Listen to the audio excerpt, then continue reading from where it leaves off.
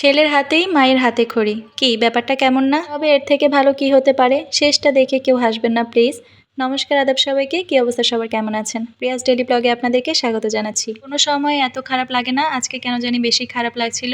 আর আজকে সকাল সকালে উঠতে হয়েছে বিধায় ভোগ রান্নাও তাড়াতাড়ি হয়ে গেছে। আর সিম্পল রান্না করেছি আজকে। আমি সব সময় সকালের পূজা দেওয়ার পাশাপাশি রান্নাটাও বসিয়ে দিই। পূজা দিতে দিতে আমার পরমান্ন রান্না করা হয়ে যায়। তারপরে এসে অন্ন রান্না করি বা খিচুড়ি, যেটাই রান্না করি না কেন একে একে রান্না করে ফেলি। এখন গরম পড়াতে না ফাঁকে ফাঁকে একটু একটু কারেন্ট যায়, বেশিক্ষণ থাকে না, সাথে সাথেই চলে আসে। কিন্তু ওই যে রান্নাটা আবার অফ হয়ে যায়। ভাজির জন্য বেগুন, পটল, আলু, ঢেঁড়সের সাথে আবার কুচি করে আলু দিয়েছি।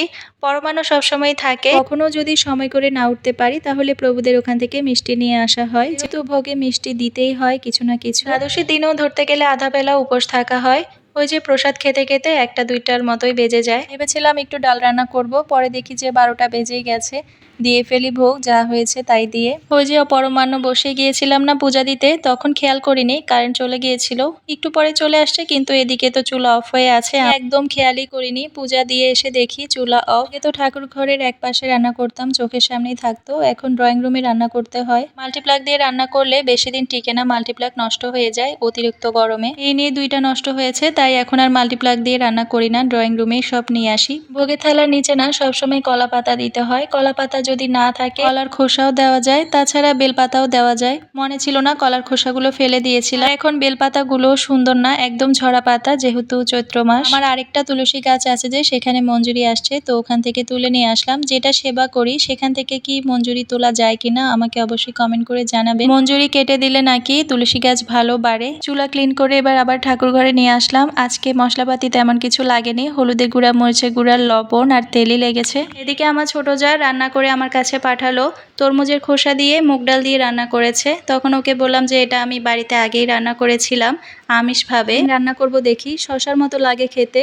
ওর রান্নাটা দেখেও মনে হচ্ছে খুব ভালোই হয়েছে। এই তো বাসনপত্র সব ধুয়ে ঠাকুর ঘরে রেখে আসলাম। আমার ঠাকুর ঘরের জন্য আলাদা বেসিন আছে, তো সেখানেই আমি ঠাকুরের জল, বাসনপত্র সবকিছু সেখানেই ধুই। উপবাসের পর এই সাধারণ খাবারটা যে কি ভালো লাগে বলে বোঝানোর মতো। এবার কিছুক্ষণ বিশ্রাম নিয়েছিলাম।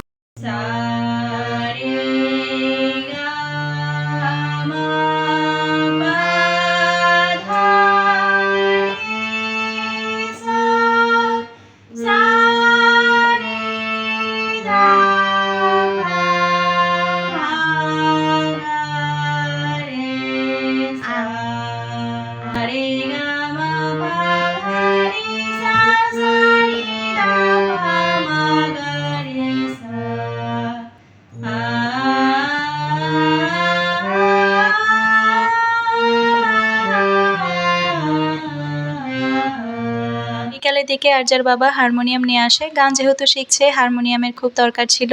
আমার দেখা দেখি বোনও বসে পড়েছে গান শেখার জন্য ভাইয়ের কাছে, আর ছেলের কাছেই আমার হাতে খড়ি হলো। এর থেকে ভালো কি হতে পারে? পুরো বয়সে হলেও ছেলের কাছে হারমোনিয়াম বাজানোটা শিখবো। কার হাসি আসলো অবশ্যই কমেন্ট করে জানাবেন। আজকে এইটুকুই, থ্যাঙ্কস ফর ওয়াচিং।